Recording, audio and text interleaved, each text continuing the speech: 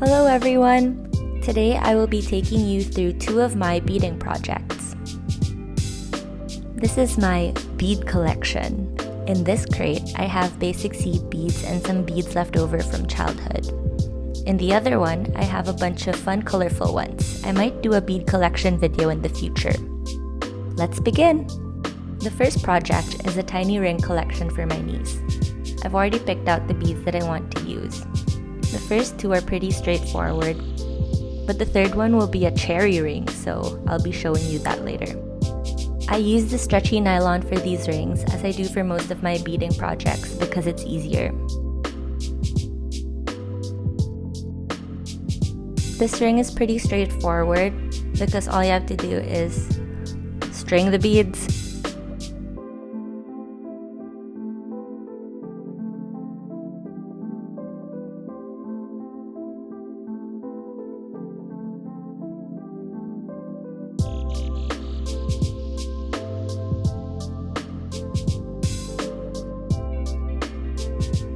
I usually test out the size of the rings before I close them off. I use a double square knot to secure them.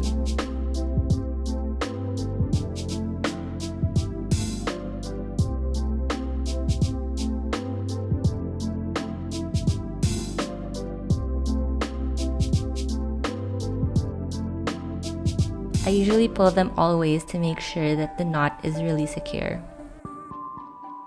Then before cutting, I use an old nail polish top coat to seal off the knot.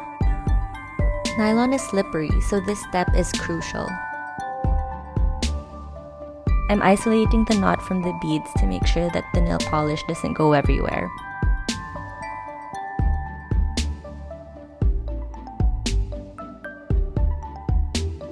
And then I cut off the edges and tuck them inside the seed beads.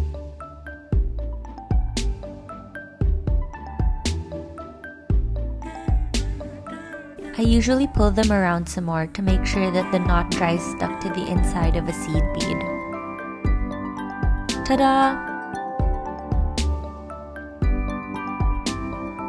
The purple ring was made in the same manner as the first one.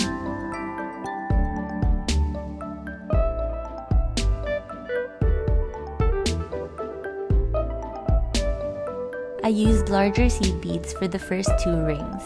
They were 3mm ones.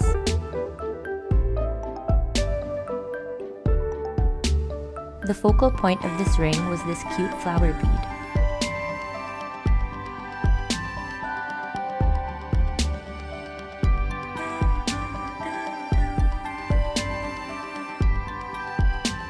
Once again, I'm using the double square knot, applying the top coat and cutting off the excess string. And we're done! And for the third and last ring, I used 2mm seed beads.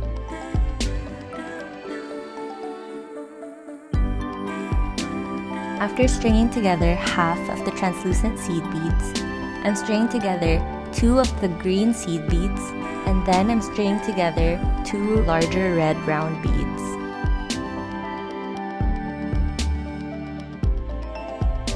Now I'm pulling the string back through the 2 green seed beads so that the cherry will form.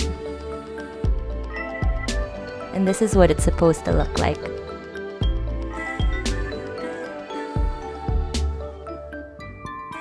After stringing together the rest of the seed beads, this is the final product. And that's the end of the first project.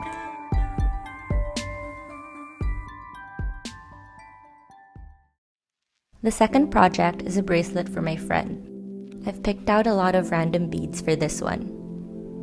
I usually set them in a row in order to see the sequence I should follow when threading them through the string. This is the stretchy nylon string that I used. I usually pick the size 0.4 to make sure that they fit through my smallest seed beads twice. For longer projects like this bracelet or necklaces, I usually don't pre-cut the size of the string because I don't want to risk having the beads fall through the other side. I've recently started liking the look of randomly put together accessories like this one, as opposed to plain ones, even if they're more difficult to match with outfits.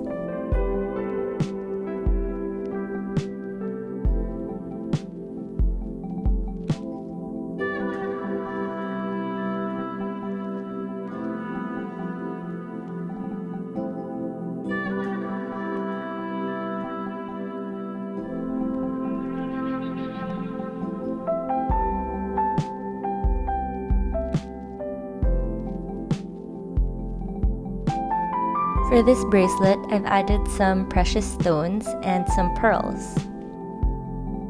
Here we have two kinds of pearls, a rice pearl and a normal round freshwater pearl.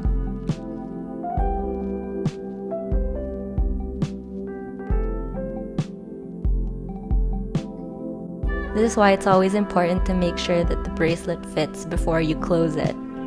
Here I found out that it was too small, so I had to add some more beads. These pearls are 4mm Siopao pearls.